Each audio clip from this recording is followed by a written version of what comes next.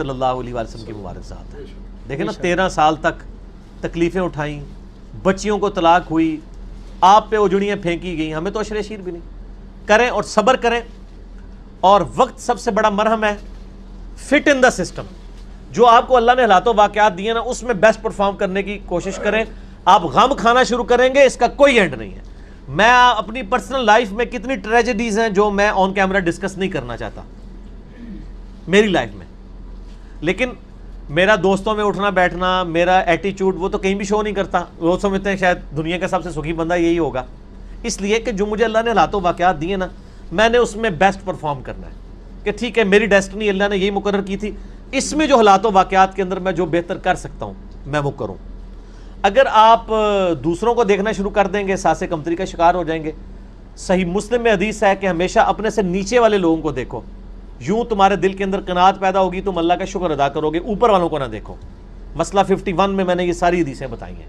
تو نبی علیہ السلام کو آپ دیکھیں، دنیاوی سٹیٹس کے اعتبار سے تو 3 4 مہینے چولہا نہیں جلتا تھا، تو آپ نے زندگی گزاری ہے نا۔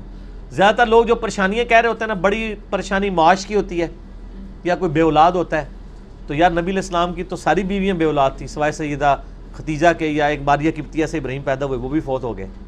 کئی پیغمبر ہیں بے اولاد ہیں، تو یہ ایک فیکٹر ہے نا۔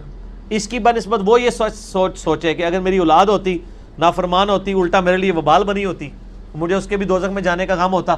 نوح علیہ السلام کا بیٹا دوزخ میں ہے، بالکل ٹھیک ہے نا۔ تو آپ ہمیشہ چیزوں کے نا آپٹیمسٹک رہیں، اور باقیوں کے معاملات میں پیسمسٹکلی چیزوں کو دیکھ کے اللہ کا شکر ادا کریں کہ میں تو بہت بہتر ہوں۔ اور آپ دیکھیں، آپ جب اپنے آپ کو دیکھیں گے آپ کروڑوں نہیں اربوں سے بہتر ہوں گے۔ اربوں سے بہتر ایک مسلمان تو ہے نا، دنیا میں اربوں لوگ ہیں جن کے دل میں کلمہ نہیں ہے یار۔ میں کہتا ہوں ہر مسلمان اربوں سے بہتر ہے، بلینز آف پیپل سے بہتر ہے۔ اے عرب سعودی عرب والا نہیں ہے، دوئے والا ہے، تو خیر ان والے اربوں سے بھی بہتر ہوں گے۔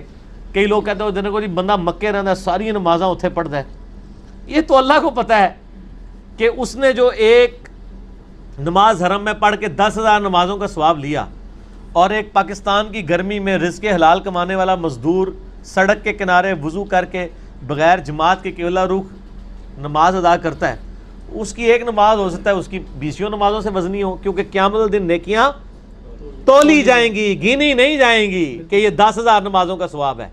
اس کی ایک نماز 1 لاکھ کے برابر ہو سکتی ہے تولنے میں، کہ اس کو اللہ نے جو گیون سرکمسٹانسز دیے تھے اس میں بیسٹ پرفارم کیسے کر سکتا تھا۔ جس طرح میں آج کل کہتا ہوں کہ آج کل ہمیں اللہ نے بیسٹ سرکمسٹانسز دیے ہیں دعوت و تبلیغ کے۔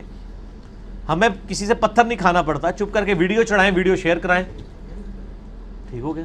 گھر بیٹھے اے سی والے کمرے میں بیٹھ کے آپ ای میلز کے جواب دیں۔ ایک دین کا مسئلہ کسی کو بتانا 60 سال کی عبادت سے بھی بہتر ہے۔ یہ روایتوں کے اندر آتا ہے نا، روایتیں تو چھوڑ دیں، میں علا وجہ بصیرت کہتا ہوں کہ اگر کسی کے مسئلہ بتانے سے ایک بندہ دوزخ میں جانے سے بچ جائے تو میں کہتا ہوں اربوں سال کی عبادت سے بہتر ہے۔